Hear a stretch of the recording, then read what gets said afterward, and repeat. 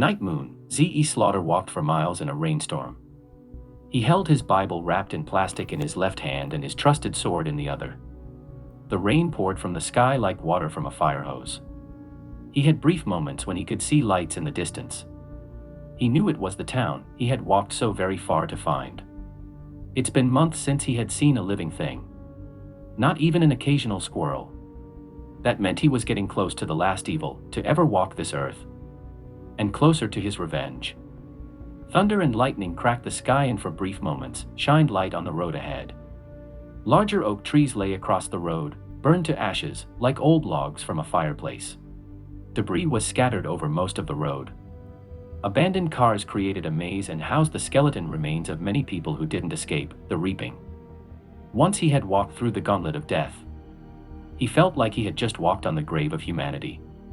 Placing his Bible in the old torn backpack his dead son once loved. His sword, named after his deceased daughter, was now holstered in a scabbard, painted with blood and X marks of the many phantoms and mythological genii he had dispatched. 3 hellhounds had been eyeing him from the trees for the last 2 miles. The heavy wind continued to whip the pouring rain into a frenzy. The glare of the moonlight accentuated the shiny fangs. The growling echoed through the forest and back to the road. All of this was exciting. He couldn't wait for the killing to begin. The first hound rushed him, just as Slaughter passed the last burning tree that blocked the road ahead. The hound leaped for the kill and was met with a pair of brass knuckles with 4-inch knife-like spikes. The left hand caught the demon dog in the head and the right hand separated the head from the body. The second 2 hellhounds walked slowly out of the bushes and circled him. Just as they moved in for the attack, lightning struck them from the sky. Their bodies laid there, in the center of the road, burnt to ashes, just like the trees, smoking like old wood. God has a sense of humor. Z.E. Slaughter kicked open the door of the quick stop. There sat the last of those whom he had hunted for the last 4 years. They were responsible for the murder of his son, daughter, and wife. He promised his wife as she lay dying on the kitchen floor that he would kill every one of them. Z.E. Slaughter had killed many phantoms and creatures that could take the form of many things. In Arabic, they were called jinnis. But these were the ones he wanted. I see you have found us. A heavy wind brushed against his face. He had no idea which phantom had spoken the obvious.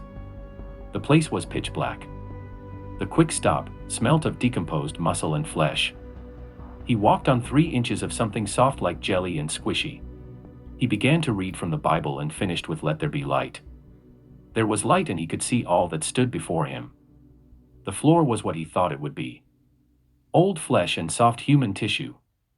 Phantoms were no more than grim reapers, who had been removed from earth by God and found their way back to the surface, reaping the innocent. They stood over 7 feet with black hooded ropes. The only part of the body that was visible were their porcelain white hands, with claw-like fingernails, which they used to tear the skin from your body.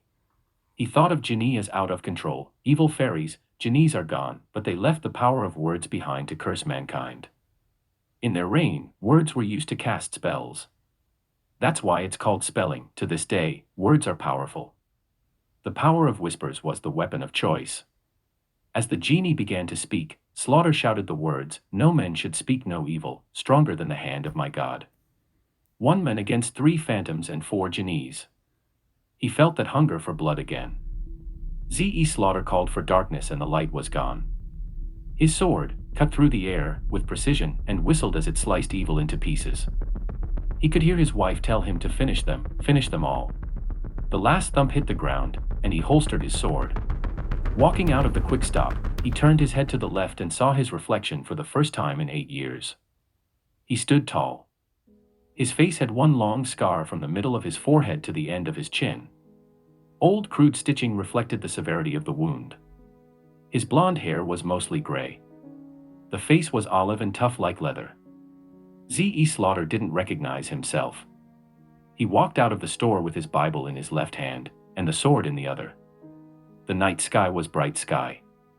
Thousands of stars helped to illuminate the night. The wind was soft and smelt of flowers. A gray squirrel scurried across the road. Thanks for listening to Oblivion Audible Shorts by Henry Hicks. If you like the story, please tell a friend.